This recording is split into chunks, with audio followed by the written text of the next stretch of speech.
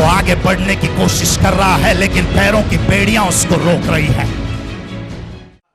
ये सब लोग नहीं समझ पाएंगे लेकिन कोई तो है आज की शाम जिसको पता है कि वो आगे बढ़ने की कोशिश कर रहा है लेकिन पैरों की बेड़ियां उसको रोक रही है।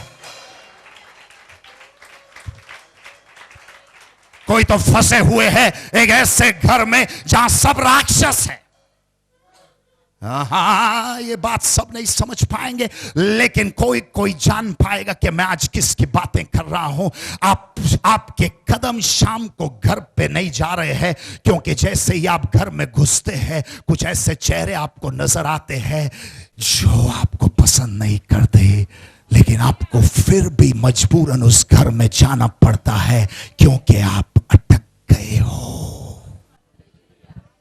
कोई तो है एक ऐसी नौकरी के जगह पे अटके हुए हैं, नई नौकरी मिलती नहीं है, पुरानी नौकरी छोड़ नहीं सकते हैं क्योंकि घर खर्चे के लिए पैसे चाहिए। उस जगह पे कोई आपको पसंद नहीं करता, बॉस भी आपको पसंद नहीं करता, आपके नौकरी के जगह पे लोग आपसे जलते हैं, आप निकल नहीं पा रहे हैं क्योंकि आप वहां पे अटके हुए हो। कोई तो है जो जिंदगी में अटका हुआ है। अगर अब तक मैं आपके परिस्थिति तक नहीं पहुंचा हूं तो अब आता हूं। कोई तो है एक ऐसे रिश्ते में अटका हुआ है। ओह छोड़ो छोड़ो, या सब दूध से धुले हुए लोग हैं। कोई तो जानता है मैं क्या बात करने आया हूं। कोई तो है एक ऐसे रिश्ते में अटके हुए हैं, तुम उनसे प्यार करते हो लेकिन शायद वो आपसे प्यार नहीं करते। आप एक ऐसे जगह पे अटके हुए हो कि आपको पता नहीं आगे बढ़ना चाहिए या पीछे जाना चाहिए। आपने पूरी जिंदगी उन बच्चों को पाला लेकिन आज वो आपको पसंद नहीं करते, फिर भी आप उस रिश्ते से बंधे हुए हो। वो आप ही का सरनेम लेके घूमते हैं लेकिन आपको नहीं पहचानते हैं, आपको पहचानने से इनकार करते हैं, लेकिन फिर भी आप उस रिश्ते में अटके हुए हो। ना आप आगे बढ़ सकते हो ना पीछे जा सकते हो। एक जगह पे, एक ठिकाने पे तुम्हारे पैर अटके हुए हैं और तुम्हें नहीं पता ये तुम्हारे जीवन में क्या हो रहा है। तुम्हारे गले में एक जंजीर है। Hallelujah hallelujah. कोई तो यहां बैठ के ये बोल रहा है नहीं पास्टर मैं खुश हूं, देखो मेरे स्माइल को, देखो मेरे लिपस्टिक को, देखो मेरे काजल को, मेरे आईलैश को, देखो मेरे मेकअप को और मेरे सूट को। कोई तो बोल रहा है मैं खुश हूं, लेकिन मैं तुमसे सवाल पूछने आया हूं, सच्ची वाकई में तुम खुश हो? जरा फिर से बोलो कि मैं खुश हूं, क्योंकि तुम जानते हो उस हंसी और मुस्कुराहट के पीछे तुम्हारा दिल खून के आंसू रो रहा है। और तकलीफ की बात यह है कि तुम किसी को बता नहीं सकते, तुम किसी को बता नहीं सकते। तुम अपने पति को नहीं बता सकते क्योंकि वो अपने काम में बिजी है। तुम अपनी बीवी को नहीं बता सकते क्योंकि तुम बताने से पहले वो शुरू होती है। तुम अपने बच्चों को नहीं बता सकते क्योंकि वो तुम्हें समझ नहीं पाएंगे। तुम अपने माँ बाप को नहीं बता सकते क्योंकि वो तुमसे दूर है। और तुम अपनी परिस्थिति किसी को नहीं बता सकते और तुम बंधे हुए हो और तुम्हें पता भी नहीं कि तुम्हें क्या करना चाहिए। क्या कोई है आज की शाम? एक बंधे हुए जगह पे रहना, एक ऐसे घर में रहना जहां पता नहीं कौन रहते हैं, तुम्हारे दिल में कोई खुशी नहीं है, तुम्हें पता नहीं क्या करना चाहिए, लेकिन तुम अटके हुए हो वहीं पे। तुम आगे नहीं बढ़ सकते क्योंकि तुम बंधे हुए हो। और कोई भी बंधन में रहना पसंद नहीं करेगा क्योंकि सबको आजादी प्यारी होती है। इसलिए बड़े बड़े फ्रीडम फाइटरों ने अपनी जान तक दे दी। उन्होंने कहा आजाद रहना परवड़ेगा, लेकिन गुलाम बन के अगर रहना है तो मुझे मौत परवड़ेगी। क्योंकि ओ मैं किससे बात किससे बातें कर रहा हूं आज की मैं आजाद रहना पसंद करूंगा, लेकिन गुलाम बन के अगर रहना है तो मेरे कब्र में जाना पसंद करूंगा गुलाम बनने से ज्यादा, क्योंकि आजादी प्यारी होती है। और परमेश्वर ने भी देखा कि उसके बच्चे गुलाम बन रहे थे, इसलिए उसने आजाद करने के लिए खुद इंसान का रूप धारण किया और इस जमीन पे आया हमको छुटकारा देने के लिए, उस भेड़ियों से छुड़ाने के लिए, जंजीरों से आजाद करने के लिए, क्योंकि कोई भी एक गुलाम की जिंदगी नहीं जी सकता। Hallelujah, hallelujah. इसलिए आज की तारीख में बड़े से बड़े क्रिमिनल्स को भी अगर एक जुआ बनाना है तो उन्हें सलाखों के पीछे डाल दो। अच्छे से अच्छे बड़े से बड़े हार्डकोर क्रिमिनल्स भी सलाखों के पीछे रोते हैं, क्योंकि किसी को भी गुलाम बनना पसंद नहीं है। हालेलुया। कहीं ना कहीं किसी न किसी सेल के कोने में बैठ के बड़े से बड़ा क्रिमिनल भी रोता होगा, क्योंकि सलाखों के पीछे रहना किसी को पसंद नहीं है। आपने देखा होगा अच्छे से अच्छे क्रिमिनल सलाखों के पीछे आंसू बहाते होंगे। हमारे बीच में एक पुलिस वाले हैं, हालेलुया, क्योंकि किसी को गुलाम बन के रहना पसंद नहीं है। हर एक को आजाद जिंदगी जीना है। और तकलीफ की बात यह है कि अगर जेल के सलाखों के पीछे रहोगे तो लोग आएंगे तुमसे मिलने के लिए, क्योंकि उनको दिखता है कि तुम गुलाम बने हो। लेकिन क्या करोगे अगर कोई ऐसे सलाखों के पीछे है जो दिखते भी नहीं है? आज तकलीफ की बात यह है कि जिन सलाखों के पीछे तुम हो किसी को पता भी नहीं कि तुम सलाखों के पीछे हो। किसी को पता भी नहीं कि तुम एक ऐसे रिश्ते में बंधे हो। संसार को पता भी नहीं, दुनिया को पता नहीं कि तुम क्या झेल रहे हो, क्योंकि तुम बंधे हुए हो। और ऐसा ही एक परिवार था बैतनी में, जहां एक बहन थी मार्था और दूसरी बहन थी मरियम, और उनका एक भाई था जिसका नाम था लाजरस, जिसको बांध दिया गया था। ओ, क्या करोगे तुम? क्या करोगे तुम जब जिंदगी तुमको बांध के एक ऐसे कब्रिस्तान में फेंक देगी और तुम्हारा नाम तक भूल जाएगी? और आज तुम भीड़ भाड़ में गुम हो गए हो और तुमको लग रहा है भीड़ में से तुम भी एक चेहरा हो। लेकिन मैं तुमसे यह कहने आया हूं कि मसीहा की नजर तुम पे पड़ी है।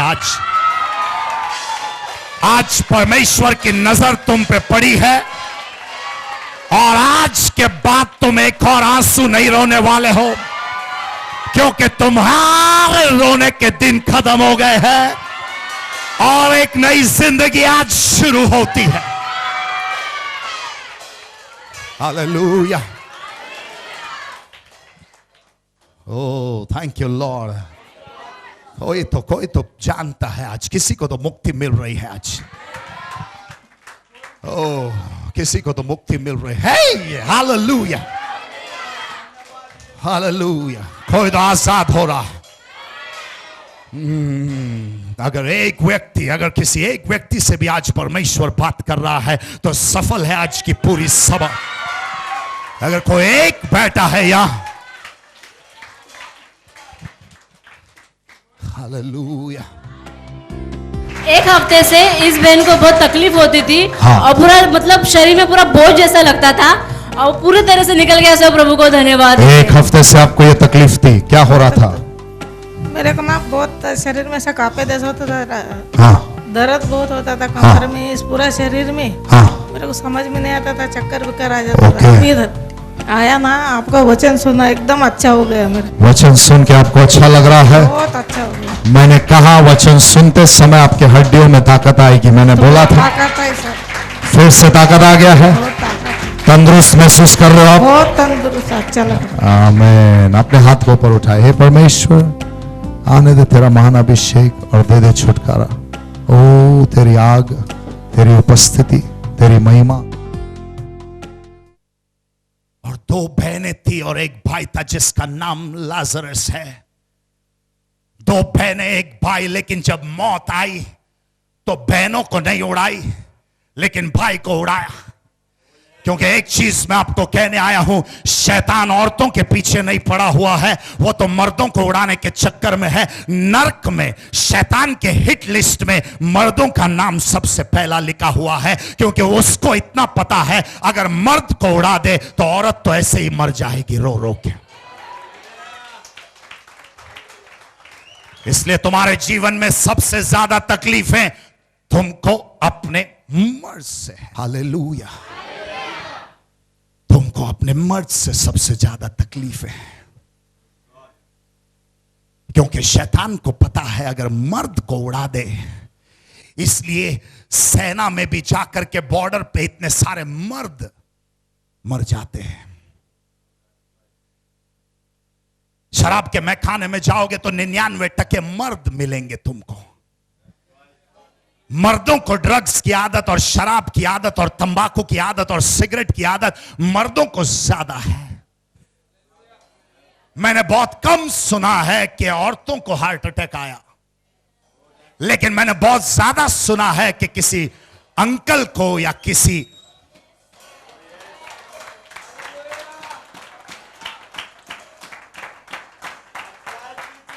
मुझे यह नहीं पता कि लेडीज को हार्ट अटैक क्यों आता नहीं है, क्योंकि हार्ट अटैक होने के लिए हार्ट होना। ओह, कोई तो बचाओ मुझे। लेकिन मैं इतना जरूर जानता हूं कि शैतान हमारे मर्दों के पीछे पड़ा है। इसलिए देखो आज आपके पिताजी की जिंदगी, देखो आज आपके बेटे की जिंदगी, देखो अपने पति की जिंदगी, देखो अपने भाई की जिंदगी, जितनी भी तकलीफ है शैतान उन पे हावी हो चुका है। और वो 18 साल की उम्र में गलत रास्ते निकल जाता है, क्योंकि शैतान हावी हुआ है हमारे मर्दों पे। और तकलीफ ये है कि हम हाथ पे हाथ धरे बैठे हुए हैं और अब समय आ गया है जंग के ऐलान करने का।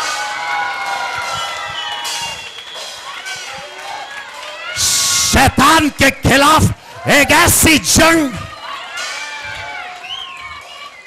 कि हमको हमारे परिवार के हर एक मर्द को खींच के वापस लाना, चाहे वो हमारा भाई हो, चाहे वो हमारा पति हो, चाहे वो हमारे पिताजी हो, चाहे वो हमारा बेटा हो, हर एक को खींच के लाना है।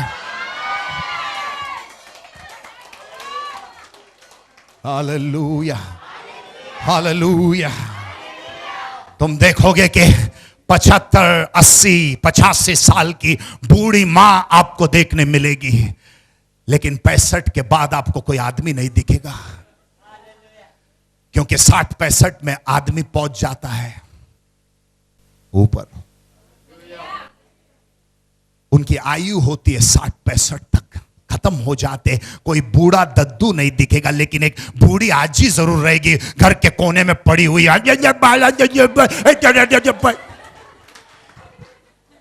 जीते बहुत साल जीते हैं वो लोग। टीवी के सीरियल भी देखो, बात तो कभी मरेगी नहीं।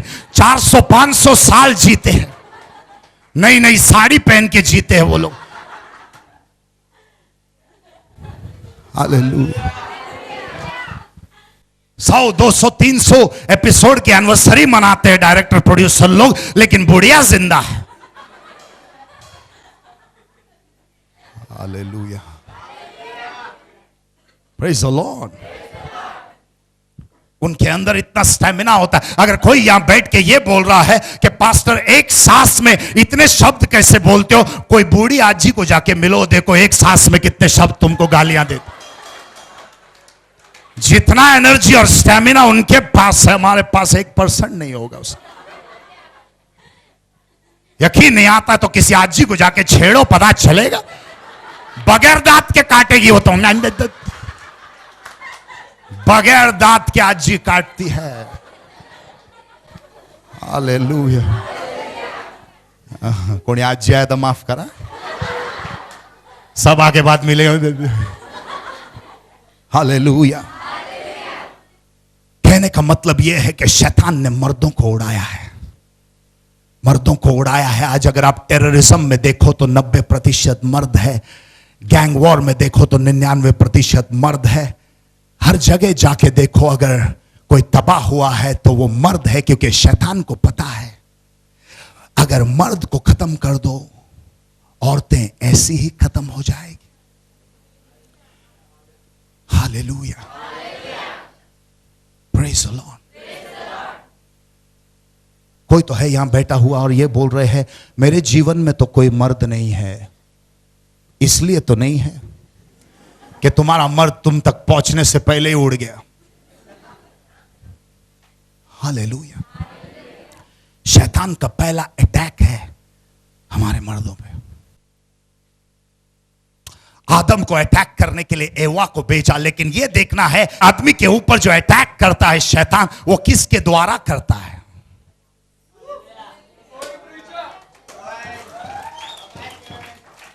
आदमी की आज 90% परेशानियां क्या है? क्या है नहीं बोलना चाहिए, कौन है? शराब के मैखाने में बैठे हुए किसी भी बेवड़े से पूछो तू यहां तक पहुंचा कैसे, वो बताएगा उसका जिम्मेदार कौन है। देखो, मैं सच बातें करने में दिलचस्पी रखता हूं। मैं आज की शाम वो प्रचार करने नहीं आया हूं जो आपको सुनना है, मैं वो प्रचार करने आया हूं जो आपने सुनना चाहिए। भले ही थोड़ा कड़वा है, पी लो। कड़वा पीने से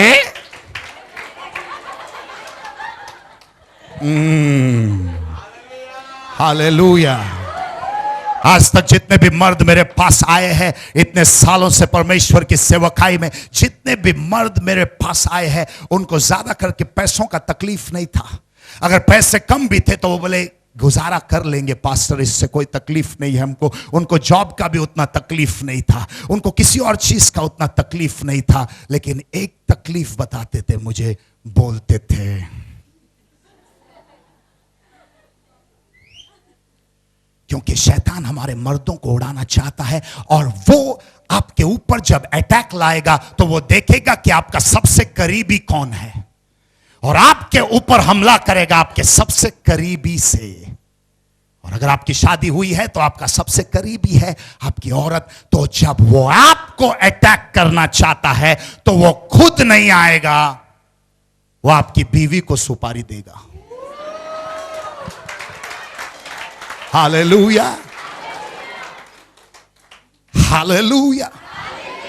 क्योंकि वो एक चीज जानता है, अगर इसको मैंने अभी छोड़ा, अगर ये मर्द को मैंने अभी तबाह नहीं किया, तो इसके अंदर कुछ ऐसा है कि कल उठ के ये मेरे राज्य को बर्बाद कर सकता। शैतान को पता है कि यहां बैठे हुए हर मर्द के अंदर, आपके भाई के अंदर, आपके पति के अंदर, आपके बेटे के अंदर कुछ ऐसा है, इसलिए उसका गर्भपात करना चाहता है ताकि वो मंजिल पे नहीं पहुंचे, क्योंकि अगर उसे अभी तबाह नहीं किया तो कल वो मेरे हाथ नहीं लगने वाला है। शैतान को पता है ये बात। Hallelujah, hallelujah, praise the Lord. आमतौर पे जितनी भी औरतें मेरे पास आती है वो प्रॉब्लम लेके आती है अपने पति की, अपने पति का प्रॉब्लम। इसलिए इंग्लिश में बोलते ओ the problems that women have are because of men। नहीं समझे? औरतों को जितने भी प्रॉब्लम है देखो मेन से चालू होते हैं। Menstrual cycle, menopause, mental asylum, सब मेन से चालू होगा। और जेंट्स को जितने भी प्रॉब्लम होंगे वो सारे मिसअंडरस्टैंडिंग, मिस्टेक, मिसलीडिंग, सब मिस से प्रॉब्लम चाल। जब तक मिस नहीं थी प्रॉब्लम नहीं था, जब मिस आ गया सब कुछ मिस हो गया। Hallelujah, hallelujah.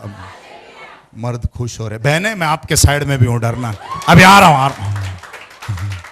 Hallelujah, praise the Lord, hallelujah. शैतान का टारगेट है हमारे मर्दों के ऊपर। शैतान उड़ाना चाहता है, शैतान खत्म करना चाहता है, शैतान तबाह करना चाहता है हमारे परिवारों को।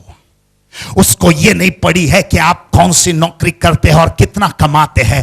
क्या फायदा अगर आप 2 लाख महीना कमाते हो लेकिन आपके परिवार में शांति नहीं है? क्या एंजॉय कर पाओगे उस 2 लाख रुपए को? नहीं। तो शैतान को आपके नौकरी से कोई प्रॉब्लम नहीं है। वो चाहता है कि आप बिजनेस करें, लाखों रुपए कमाए, लंबी गाड़ी में घूमे, लेकिन जिसके साथ उस लंबी गाड़ी में बैठे हो उसके साथ तुम्हारा रिश्ता सही नहीं हो। क्या मैं किसी के बारे में आज क्या क्या क्या कोई है आज की शाम हमारे मर्दों के पीछे पड़ा हुआ? शुरुआत से भी अगर आप देखें तो वो आदम को तबाह करना चाहता था। फिर आदम और एवा ने बच्चे पैदा किए, केन और एबल। तो उसने देखा कि ये 2 लड़के हैं, ये शायद मेरे राज्य को तबाह कर सकते हैं। तो उसने केन से एबल का मर्डर करवाया ताकि एक मर्डरर बन जाए और दूसरा जिसका मर्डर हुआ हो वो बन जाए, और उन दोनों का जिंदगी वहां तबाह किया। जितने भी मर्द अगर आप देखोगे पूरे बाइबल को पढ़ के हमले हो रहे हैं मर्दों के ऊपर, क्योंकि शैतान नहीं चाहता कि आपके जीवन का मर्द सही हो। कैंसर आया आपके डैडी को, हार्ट प्रॉब्लम आया आपके डैडी को, डायबिटीज आया आपके डैडी को, सिगरेट शुरू की आपके बेटे ने, दारू में चला गया आपका भाई। क्योंकि शैतान को यह पता है कि परिवार का जो हेड है वो मर्द ही। अगर हेड को उड़ा दो तो बॉडी का कोई काम नहीं है।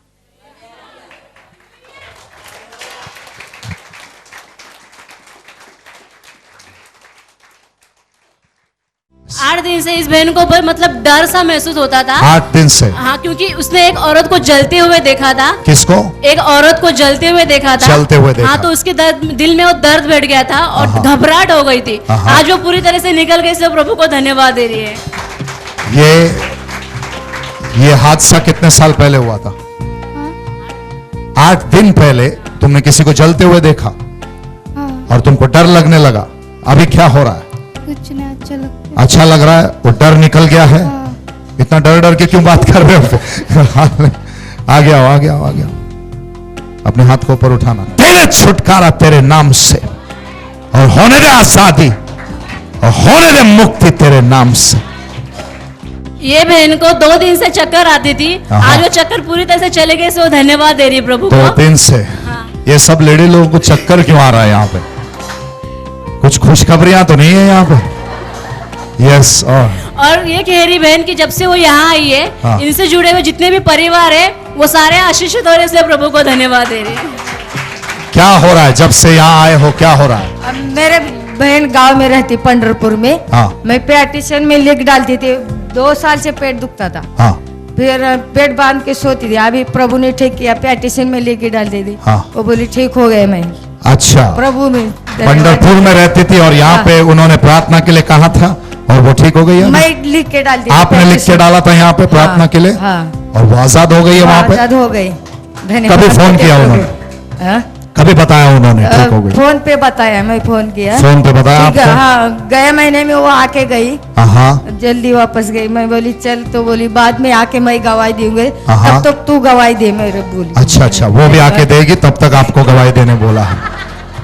ओके, अपने हाथ को ऊपर उठाइए। परमेश्वर की महान आत्मा, हे परमेश्वर छू ले इन्हें, और तेरी मान शक्ति और तेरा मान सामर्थ्य उतर आने दे परमेश्वर। सर से लेके पांव तक इन्हें अभिषेक कर, और कोई बीमारी इनके नजदीक आने न पाए। ये प्रार्थना है यीशु मसीह के नाम से। आज दिन भर से इस बहन को बुखार था। प्रार्थना के द्वारा प्रभु ने इनको स्पर्श किया और बुखार पूरी तरह से चला गया है। क्या था इनको? बुखार था। कब से था? कल से था। अभी क्या हुआ? क्या भी नहीं, मैं बोला कैसा भी करने दो, पर मेरे को ये तो प्रश्न में जाने दो बोला। तो अच्छा हो गया। ठीक हो गया। अच्छा अच्छा, हाँ अभी ओह थैंक यू लॉर्ड। उम्मीद करते आज के वचन से आपको फिर एक और बार जीने की तमन्ना हासिल हुई हो। एक बात को अपने दिलो दिमाग में अच्छी तरह से लिख लीजिए, अगर परमेश्वर आपके साथ है तब कौन आपके खिलाफ हो सकता है। जमीन आसमान का बादशाह आपका खुदा है। कमिंग अप नेक्स्ट ऑन प्यारे मसीहा। कैंसर भी कैंसल हो जाता है प्रभु के सामने। जब प्रार्थनाओं का उत्तर मिलता है तो सब खड़े होकर तालियां बजाने लगते हैं, लेकिन क्या करोगे तुम जब सब कुछ तबाह हो जाए? लेकिन फिर भी कोई तो जाओ और प्रभु को लाओ।